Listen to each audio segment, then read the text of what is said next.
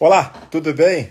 Estávamos conversando aqui com o Severo sobre monitoramento e gestão de equipe. Eu acho que o meu sinal aqui desapareceu, então vou aguardar aqui o Severo mandar o convite novamente para a gente continuar nosso bate-papo. Conexão desapareceu. Quem nunca, né? Quem nunca? Opa, acho que o Severo já está aqui pedindo para entrar. Deixa eu ver se eu consigo aceitar aqui o Severo. Bom, enquanto a turma vai entrando aqui novamente, né, a gente falava sobre esse desafio gigante que é o monitoramento das pessoas, né, monitoramento da equipe. A gente sabe que o principal desafio das organizações é pessoas, né? Isso em indústria, em comércio e serviços, gestão de pessoas é talvez o maior desafio que a gente tenha. E quando a gente fala de uma empresa de prestação de serviço, que é feito basicamente por pessoas, né? Então, o Severo conseguiu desenvolver aqui para a gente, a... o Severo conseguiu desenvolver aqui uma plataforma agora que promete fazer o monitoramento do desempenho da equipe e ele ia explicar aqui para a gente o funcionamento da plataforma que nasce de uma dor dele, né? Ele compartilhava com a gente que ele tinha uma equipe de quase 500 pessoas e, puxa, que dificuldade que é fazer a gestão dessa turma. Opa, estamos de volta. É Estamos de isso. volta. Então, vamos lá. Eu estava elogiando aqui a tua capacidade de didática, Severo, de conseguir explicar de forma tão clara e objetiva o desafio dos gestores, né, que acontece em qualquer organização que passa pela gestão de pessoas. Quer dizer, a gente está preocupado investindo tempo em estratégia, investindo tempo em preço, em produto, mas não dá para descartar das pessoas. Eu adorei o exemplo do trapezista, né, do equilibrista aí com as bolinhas para o alto, né? Que você tem que estar com foco em preço, em produto, foco na satisfação do cliente e na gestão de pessoas. E se você fechar os olhos para alguma coisa, uma bola cai e quebra e dá zebra, né? Exatamente. Há um desequilíbrio no sistema. E da minha trajetória, teve um dia que foi bem marcante para mim. Foi um divisor de águas.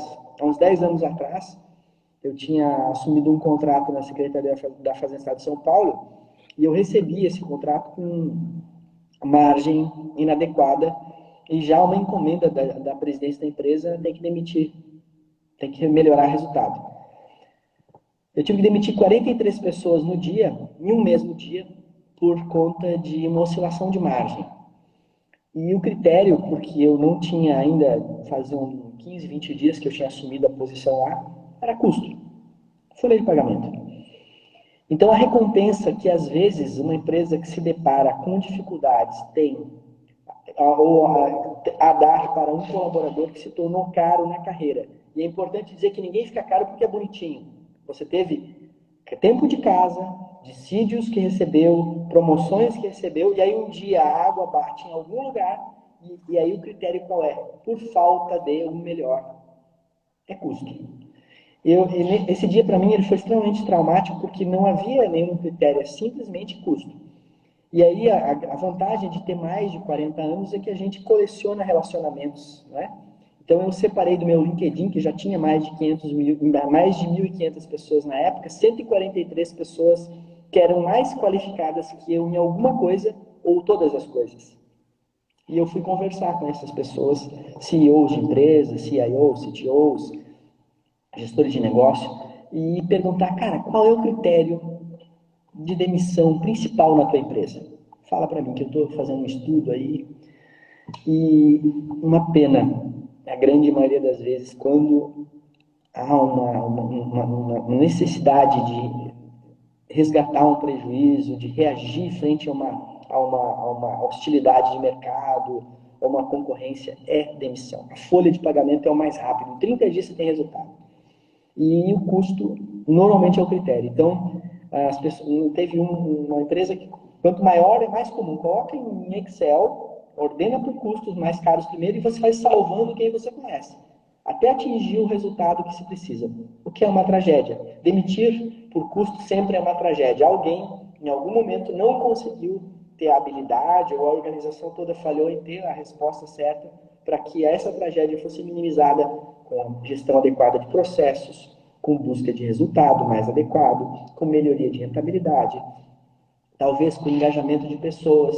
Então, isso há uns 10 anos atrás, depois de conversar com essas pessoas durante 6 meses, eu comecei a estudar o assunto. Sou pós-graduado em Gestão do Conhecimento pela COP, da UFRJ, um curso também maravilhoso. Conhecimento é a única coisa que, quando se troca, a gente não perde. Se eu lhe vender uma caneta, eu deixo de ter a caneta, mas se você me der uma aula, ao final dela, você não deixou de ter nada. E se eu fizer uma pergunta que talvez nunca ninguém tenha lhe feito, ao fazer as relações mentais, as sinapses para responder, talvez o seu conhecimento aumente. Então, o conhecimento é uma das poucas coisas que talvez aumente na hora de compartilhar. Só o conhecimento tem essa característica. Isso é absolutamente encantador. E eu senti com essa... Bom, nós precisamos entender o que as pessoas sabem de uma forma muito profunda para que, se entendendo o que elas saibam, você consiga entender os perfis, estimular esses perfis, estimular a geração de resultado, estimular a eficiência e aí se preparar melhor para que as tragédias não ocorram. E quando, infelizmente, tragédias irão acontecer, elas ocorrerem, que custo não seja o principal critério, seja um dos critérios que se põe à mesa para tomar decisões em tragédia. Desse raciocínio todo, eu no início comecei a fazer planilhas intermináveis e fui ao mercado buscar uma solução e descobri que não tinha. Não que eu queria que me desse transparência. Então, 3 pilares fundamentais: governança, empoderamento de pessoas, isso quer dizer autonomia, e por fim, resultado. Foco em resultado, visão de resultado. E aí, não existindo, eu fui desenvolvedor no início da carreira, eu busquei meu bonezinho de volta, porque me distrai, é interessante, é agradável, é divertido, é um desafio criar, né? E aos poucos eu fui criando o que hoje se tornou a Ricação. Em 2016 eu me desliguei, porque eu percebi que, muito embora os resultados que eu tivesse formulado em torno da metodologia e da solução fossem muito bons, a empresa não estava preparada para algumas coisas. Por exemplo, eu peguei um contrato com margem e com negócios com o governo, são negócios públicos, não há nenhuma violação de sigilo ou de qualquer natureza com o que eu vou falar agora. Eu só não vou dizer o nome do santo, mas eu posso falar dos milagres. Nós pegamos um contrato que começou, a área comercial vendeu com muita ousadia, um contrato de 30 milhões ano com margem de menos 18. Pensa na conta para pagar. A gente conseguiu reverter a margem para 9% positiva, ou seja, de menos 18 para 9 são quase 30, em 16 meses, fazendo 3 demissões por custo. E eu promovi 95 pessoas de 350 no período para funções as quais elas ainda não estavam prontas. Uma outra coisa, seres humanos gostam de desafio.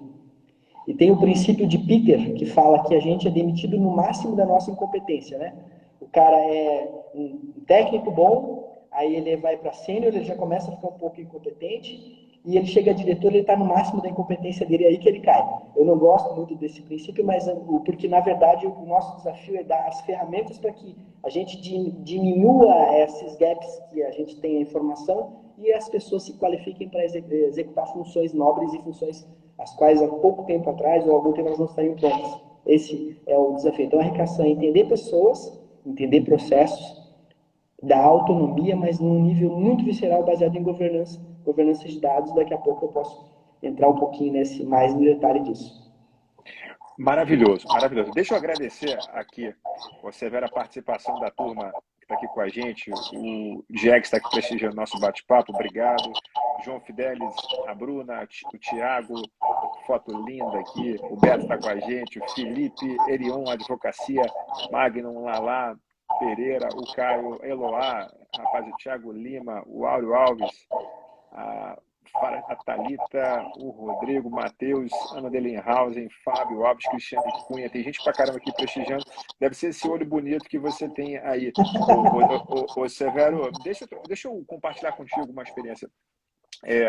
Eu já enfrentei desafios aqui na Oliveira Carvalho, hoje eu tenho quase 100 pessoas, somando todo mundo, mas já tive, sei lá, 130 aqui na empresa, né? E a gente passou por situações muito desafiadoras ao longo da nossa existência, né? Tem situações de muito dinheiro, tem situações de pouco dinheiro e de resultado negativo também.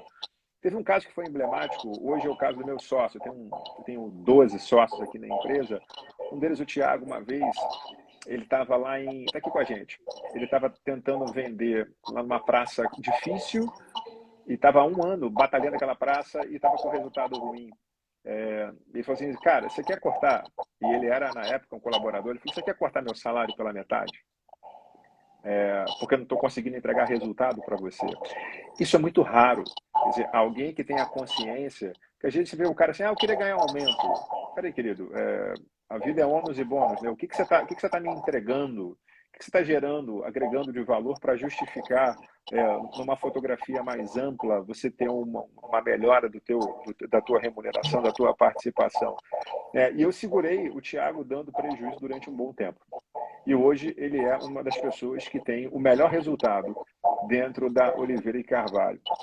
Porque o custo de você demitir é muito caro. Porque, assim, é muito difícil você encontrar gente boa. Quando eu falo gente boa, não necessariamente gente pronta.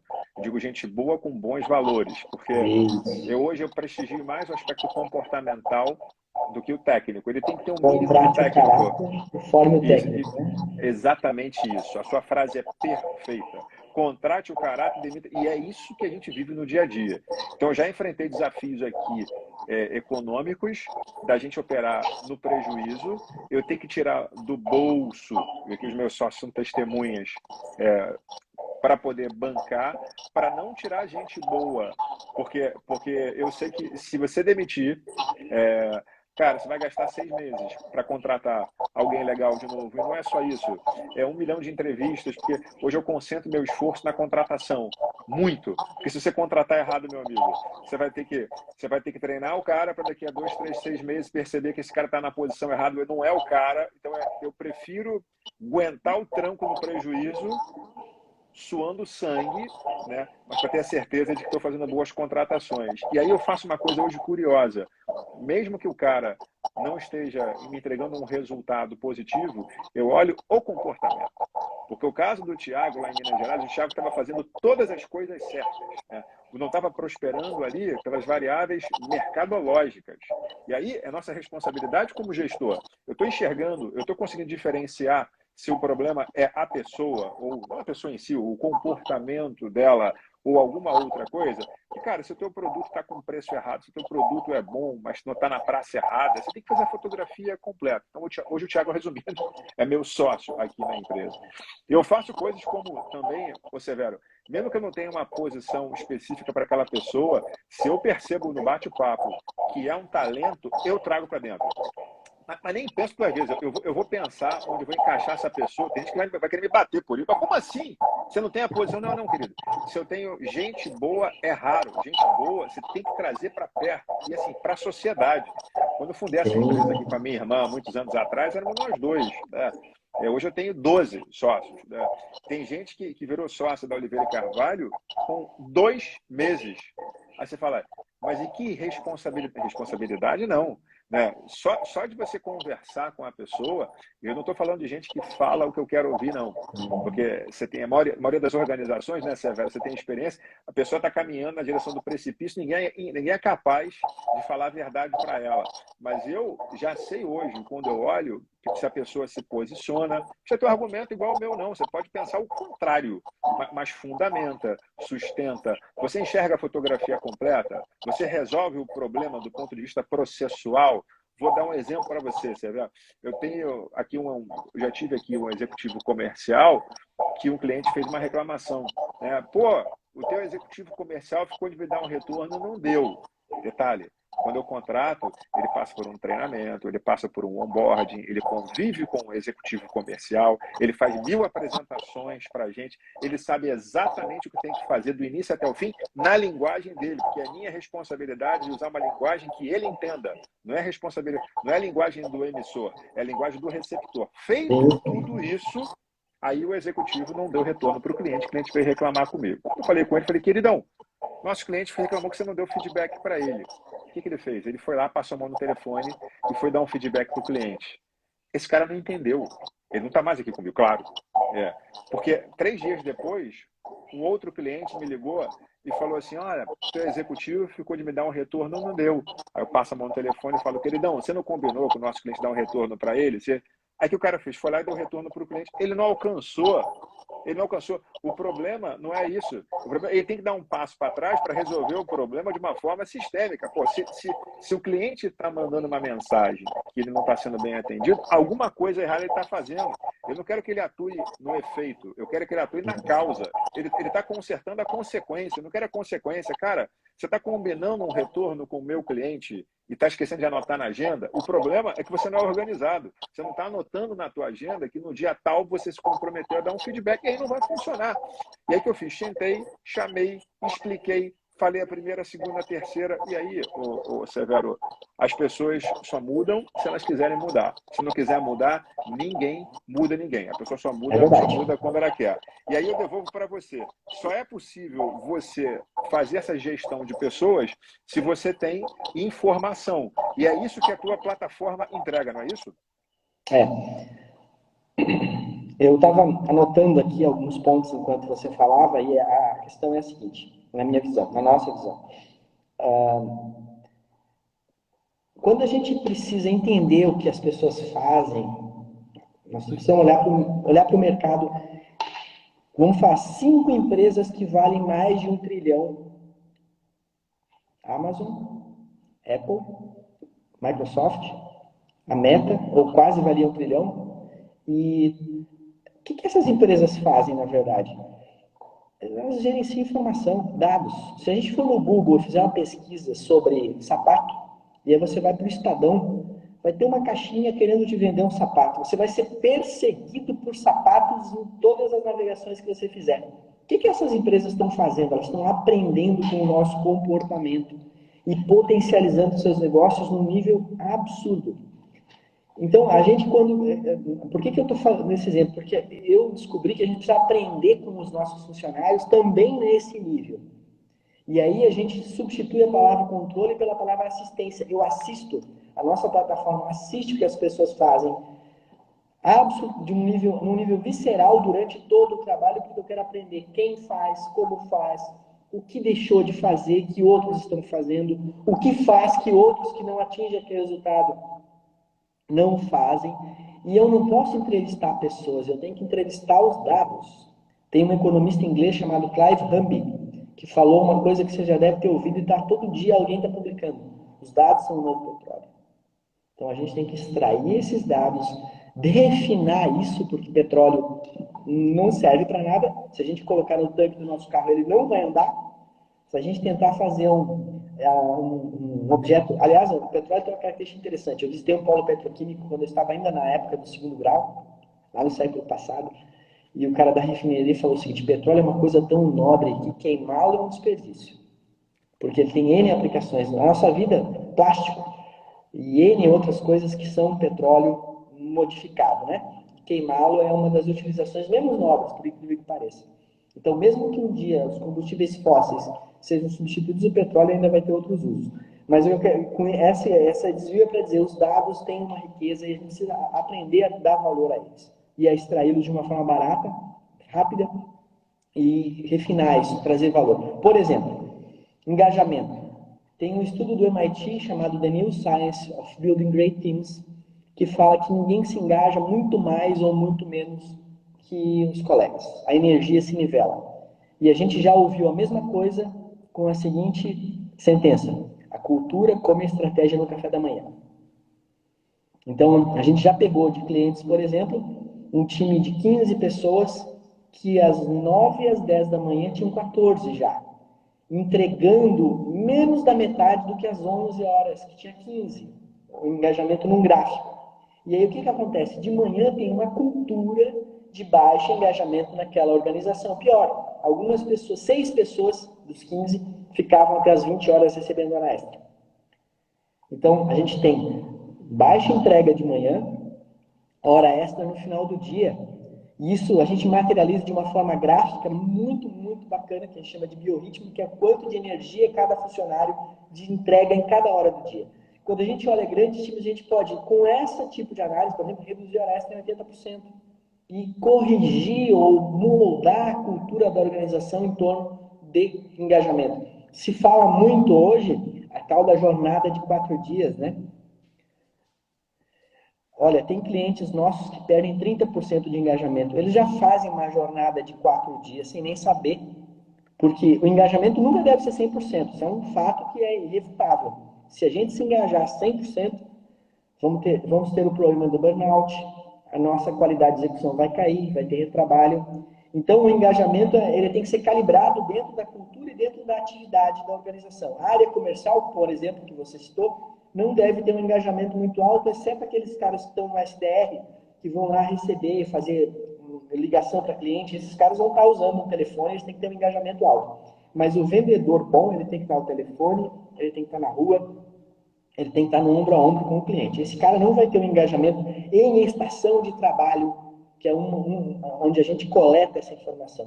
Mas a estação de trabalho é muito importante. A utilização dos recursos de tecnologia são muito importantes. Se são para o Google, para a Apple, para o Facebook, quando a gente está conectado, por que não seriam para as empresas? E eles fazem de tudo para que a gente se conecte cada vez mais, melhorar o nosso engajamento. Algumas pessoas acham que o TikTok é rede social. Não é. O TikTok não está nem aí para os seus relacionamentos. Ele quer um algoritmo que te retenha a atenção. Então ele vai descobrir qual é o tópico que faz você ficar lá o maior tempo possível e vai ofertar conteúdo. O TikTok é mídia social. Não tem nada a ver com rede social. Aliás, eu vi um artigo muito interessante no Estadão há uns 3 dias atrás. O TikTok está acabando com as redes sociais. O modelo do Facebook, por exemplo, que é relacionamentos, eu saber o que o meu irmão está fazendo, os meus primos, acabou. Não consigo mais. Então, o que a gente quer é trazer esse aprendizado, dados. A gente pode coletar na nossa plataforma até 2.000 eventos dia, sem que a pessoa tenha que fazer nada, a não ser trabalhar numa jornada típica de 8 horas. No final do ano, eu vou ter tanta informação que eu sei até a hora que um colaborador tem sono. E entender o metabolismo significa dar para ele a melhor condição de trabalho. Ó, não é bom que você trabalhe 8 e 9 da manhã, começa às 10. Você vai performar melhor, entre outras coisas. Simplesmente fantástico.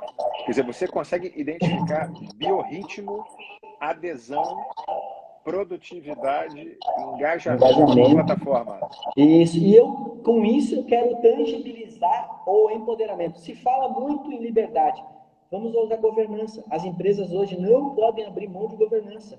Nós temos compliance com LGPD. Quem manipula dados sensíveis pessoal é obrigatório que seja identificado. Artigo 5º, quem é o operador, quem é o controlador. Artigo 37, registrar todo o tratamento de dados sensíveis pessoal. Se for uma instituição financeira, norma Bacen 4557, prevenção de fraudes. Os dados vão responder perguntas que talvez nem tenham sido feitas ainda, mas ter esses dados empodera todos, porque é transparência. Eu tenho um registro, ninguém precisa, eu acho, não acaba o achismo. Acaba a questão, não, o chefe não gosta de mim. Não, não, os dados você produziu. Então, aquilo que você falou com muita propriedade, não interessa o sexo, não interessa a religião, não interessa a opção sexual. Etarismo é um problema muito sério hoje. Tem empresas que relutam em contratar alguém com mais de 40 anos. A minha visão é um absurdo total. Me diz nada isso. Assim, makes no difference, que vale são valores de comportamento.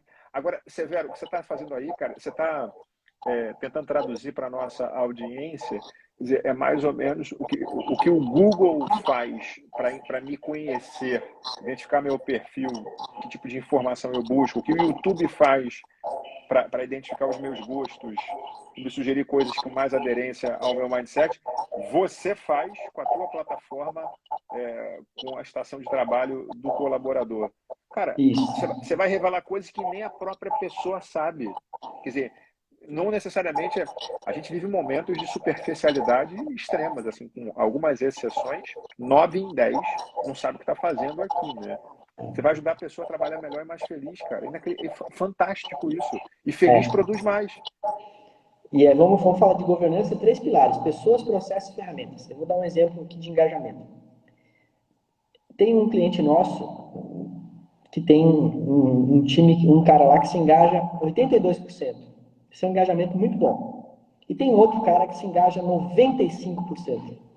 Nossa, um engajamento, a princípio, excelente. Aí a gente vai olhar o gráfico de 30 dias dos dois.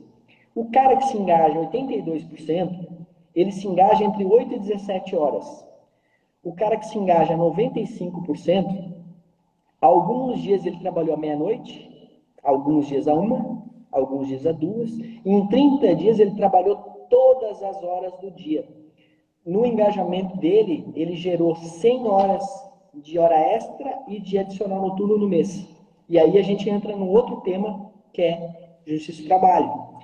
O engajamento de 95% tem que ser eliminado naquela disciplina de execução que o cara tem. Esse cara tá lá, ele trabalha, ele é uma bomba relógio para ele pratica uma concorrência desleal com os colegas, porque o cara que tem 95% de engajamento nessas horas do dia, ele não tem filho. E a gente sabe muito bem que quem tem bebê em casa tem atividades, e principalmente a mulher. A jornada da mulher é tripla. Ela tem que ser mulher, ela tem que ser profissional, e às vezes ela tem que ser mãe, às vezes ela tem que ser esposa, enfim, ela tem toda uma série de atividades e a concorrência seria desleal. Então, entender como o engajamento se materializa é extremamente relevante para diminuir riscos e para melhorar a produtividade e a qualidade da execução. E ainda, claro, sem falar nos processos. Perceber para que processo vai o meu esforço. E aí eu vou falar de um que é parecido com o que a gente está fazendo agora. Agora caiu um pouco, mas a quantidade de horas que as pessoas estavam gastando em videoconferência comprometia outros processos. Porque os seres humanos têm um negócio chamado os mamíferos, o princípio da utilidade. Eu faço aquilo que é útil para mim no nível inconsciente até.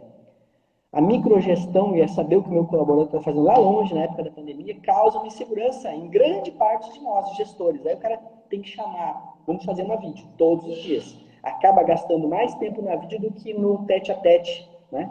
E isso se materializa hoje em empresas como a Apple, que diz que dia 5 de setembro as pessoas vão fazer 3 dias presenciais.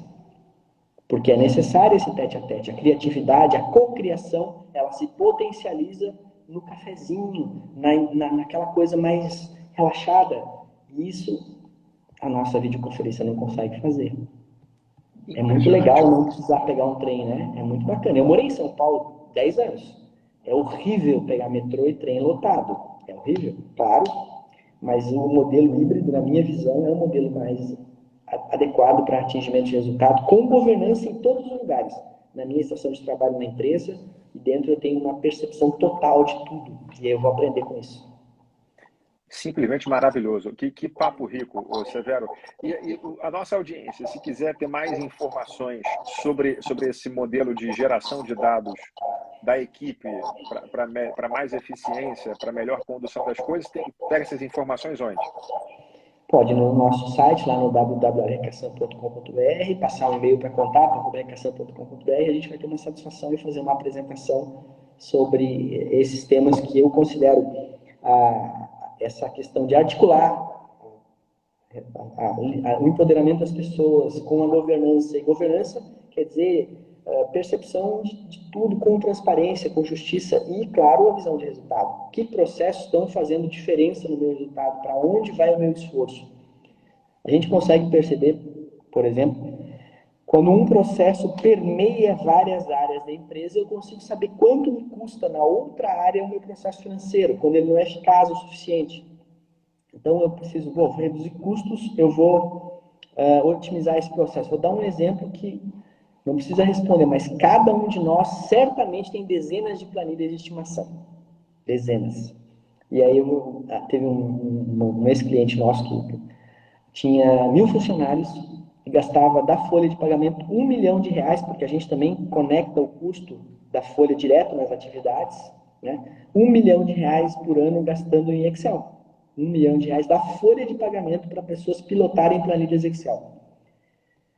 Aí a pergunta, não tem um ERP, eles já pagavam TOTOS, inclusive, mas o ERP não estava implantado adequadamente. Então, às vezes, a gente tem as nossas planilhas de estimação, acha que o sistema que resolveria melhor essa questão, porque a planilha, se eu mandar para você, são duas. Se você trocar uma fórmula, já não são mais as mesmas. A informação já se descaracterizou. Se você mandar para mim e eu apagar uma coluna, é outro assunto. Então, é uma informação desestruturada, né? Se a gente substituir por um sistema, talvez eu tenha melhores resultados. Você é simplesmente espetacular. Quer dizer, está parecendo que é uma coisa de adoção obrigatória para quem pretende praticar uma gestão baseada em dados e não em achismo. Você falou que para ter informações é R de rato, K de RKSM. SAM, SAM de mamãe. Cara, Isso. Essa muito sigla legal. quer dizer resultado potencializado por conhecimento, habilidade, atitude e meritocracia. Show de bola. Que legal. Severo, o Fernando lá de Brasília está perguntando qual é o aporte mínimo de funcionários para a implementação de ferramenta. O Fernando leu meu pensamento, porque isso também parece, quem olha assim, fica uma sensação de, meu Deus, isso aqui não é para empresas do meu porte, empresas com até 100 funcionários. Como é que o custo é proibitivo? A partir de quando faz sentido? A gente tem clientes com 8 funcionários e tem clientes com 3.200 funcionários. Quanto mais volume de dados, mais aprendizado eu vou extrair deles. Mas eu entendo que é relevante para ter uma experiência sendo feita agora com uma empresa de 3 funcionários. O custo a gente faz uma brincadeira que em pequenas quantidades, um hambúrguer gourmet por pessoa por mês.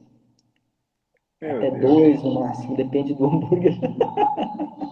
É barato. Então, cara, que legal. Quer dizer, tá longe de ser um custo proibitivo, então. Você está falando de 50, 100 reais por mês por pessoa. Isso. Meu Deus. Espetacular. E na escala você tem ganhos. E a gente vai, redução de hora extra, 80%. Fácil, sem grande sofrimento. Mitigação de risco trabalhista. Tem um site chamado Data Lawyer, que teve um termômetro Covid. 65 bilhões de ações trabalhistas na época do Covid, 44% delas em temas que a gente endereça, que é redução de hora extra, equiparação salarial. Cara, não, eu faço a mesma coisa que fulano. Eu provo que não faz. Tem 2.000 eventos dia que vão falar o que você faz e o que o fulano faz. Então, muita informação que vai responder, como eu falei, perguntas que nem se nos feitas. Então, 45% desse volume de ações trabalhistas a gente endereça. Nossa. Ativamente. Você resolveu o problema de hora extra e de evitar um paradigma na justiça do trabalho só por isso, quer dizer, estamos trabalhando em duas pontas. E nem falamos de LGPD ainda, né? Exatamente. Então, Severo, a gente está falando das duas pontas, quer dizer, quando a gente fala de ganho para a empresa, você tem o que você ganha de fato e você tem o que você deixa de perder. Quer dizer, o benefício que eu entrego e o risco que eu mitigo. Quer dizer, você consegue funcionar nas duas pontas. Quer dizer, eu estou melhorando, te dando dado para subsidiar o incremento de eficiência e estou te dando dado para mitigar o teu risco, para diminuir a perda. Espetacular.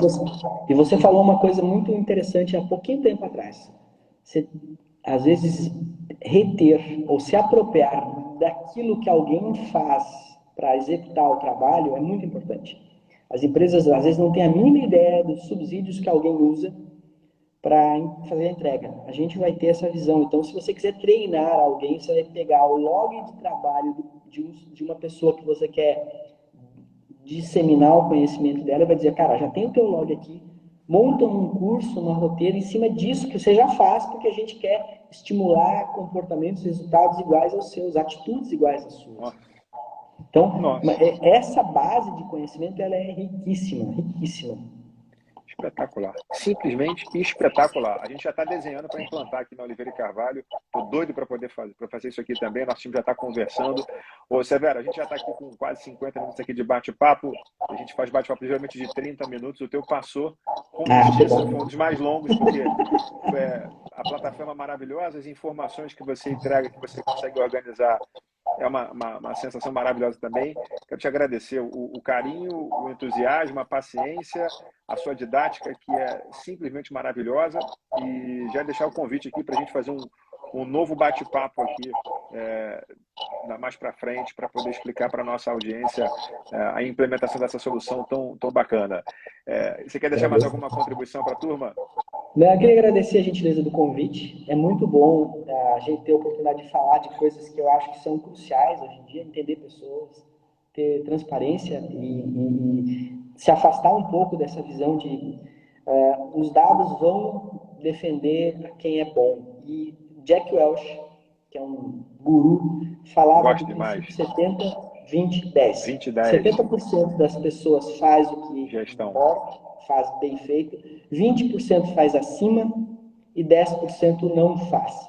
Você tem que identificar os 90% ou salvar os 10% deles mesmos ou afastá-los da empresa. A gente precisa ter ferramentas para tangibilizar isso. Ser justo com quem merece. A grande maioria das pessoas não vai ter nenhum problema em ser assistido, porque sabe que a justiça se fará com base em dados e não em achismos. Maravilhoso, simplesmente maravilhoso. E ainda reforça o senso de justiça na empresa, né? Porque acaba com um apadrinhamento, né? Olha só, os dados estão aqui, tá? Não tem achismo, não tem eu gosto ou não gosto de você. Tem que ser entrega, o que o coro do teu lado entrega também. Tão simples quanto. Maravilhoso. Estou encantado com a Perdão se falei demais, eu sou tagarela, viu? Não, você fala muito bem, foi muito especial. Obrigado, Severo, mais uma vez. Obrigado. Obrigado à turma que ficou com a gente aqui até agora. Parabéns a você que está aqui investindo seu tempo em aprendizagem, em obter informação útil, né? Diante de tanta perda de tempo aí disponível no mercado, você reserva o seu tempo para um conteúdo de qualidade. Parabéns a você. Desejo a você uma semana abençoada. A gente se encontra novamente na nossa próxima live. Um abraço. Valeu, obrigado. Um abraço, Severo. Um abraço, tchau, tchau.